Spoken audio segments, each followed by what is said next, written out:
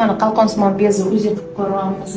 Uzi qilganimizda o'ng tarafda qalqonsimon bezni bitta bo'lagini ichi hammasi to'la tugun bo'lib yotibdi. Yana tugunning ichi notekis narsalar bor. Bunaqa holatda agarda hozir bemorning yoshlari kattaroq bo'lganda operatsiya qiling deb aytgan bo'lardim, lekin bemor yoshlari hali yosh.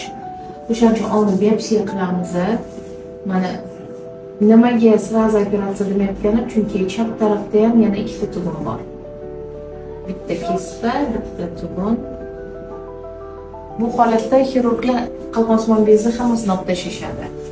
Ayolimiz yosh bo'lganlar hisobiga hali yana tug'ish ehtimollari bor bo'lgani uchun hali jinsiy gormonlarda o'zgarish bo'lmasin degan maqsadda hozircha davolab turamiz. 2 oydan keyin yana biopsiya qilib, biopsiyadan keyin operatsiyaga balkim tayyorlaymiz.